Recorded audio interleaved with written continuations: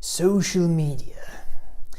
She's a fickle bitch, just as like to throw you off like a bucking stallion should you try to take her bareback. Unless, of course, you know what you're doing. Ladies and gentlemen, we have seen the greatest PR disaster of 2018 so far, at least this side of the Atlantic.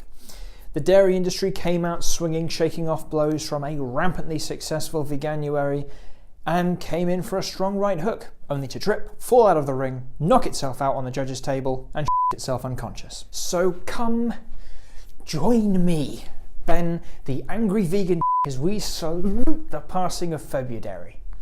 This is Keep It Vegan. FebruDairy, where to begin? Well, let's go right back to the very start of 2018. This year's Veganuary, a concerted effort from activists to get people to try veganism for the first month of the year, was an outstanding success. After the incredible numbers last year, 2018 had big boots to hill, and by Christ did it fill them. Over 150,000 people, an increase of 183% this year, and that's just the people who specifically registered with Veganuary.com. The vegan movement has continued to explode, and dairy was scared. What to do?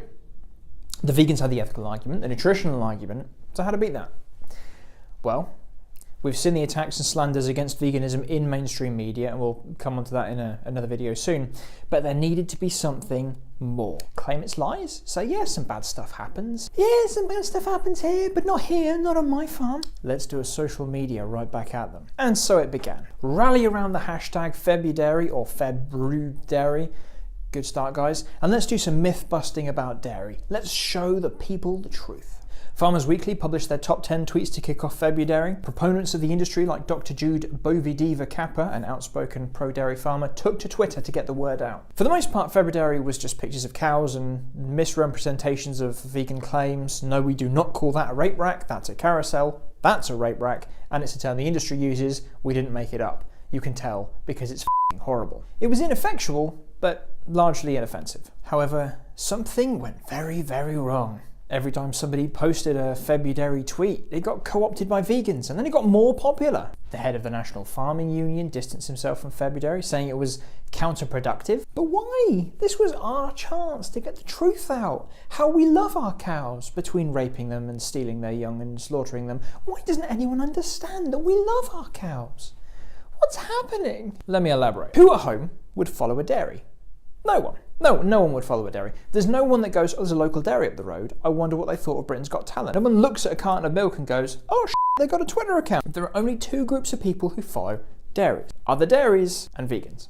So when a dairy tweets out something saying, boy, we sure love our cows, hopefully we'll get them out into the field at some point today, the only people who see that tweet are other dairies and vegans. The vegans then quote retweet, adding the truth about the matter, the rapes, the violence, the incarceration, how they don't get proper exercise or fair treatment, how milk has been linked to every f***ing disease the Western world is currently crumbling underneath, and then click tweet.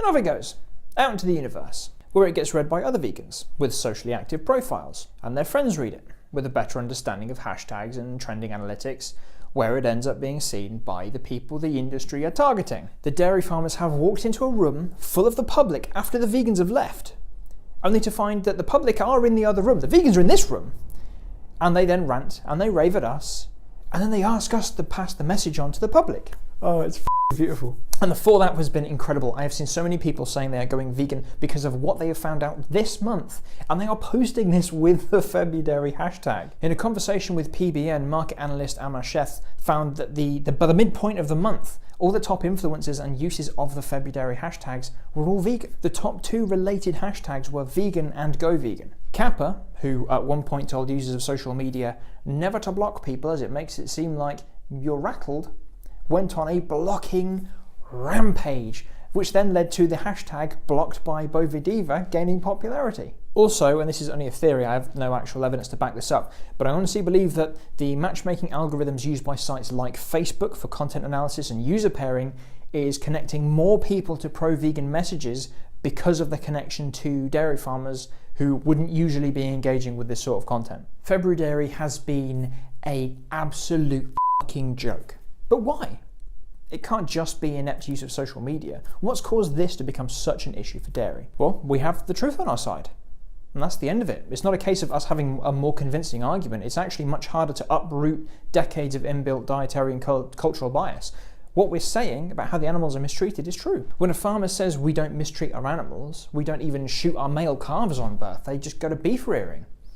People start to see the full cycle there. A baby is being taken away from its parent. An animal is being slaughtered for food that we know is doing us an incredible amount of harm. Need I remind you that the World Health Organization themselves have classified red meat as a probable carcinogen, a substance that probably causes cancer. And with all the alternatives on the market now, there's no reason not to go vegan. So cheers to a successful FebruDairy. I heartily look forward to Meaty March, because you can bet your ass we're going to be there every step of the way. Big shout out to Plant-Based News. They have a great coverage of the situation over there, link down below. You should totally give that a read. And I just want to give a huge amount of respect to Kate Louise Powell. Every day this month she's been fighting back with facts and information over on Twitter. Head over there, again, link down below. Head over to Twitter, give her a follow and show her some love. Save the planet, save the animals, save yourself, go vegan. Oh my God. I love it when a plan crumbles. Don't forget to click that subscribe button and leave a comment down below. Head to Patreon for more behind the scenes stuff and a chance to support the show. And I'll see you soon.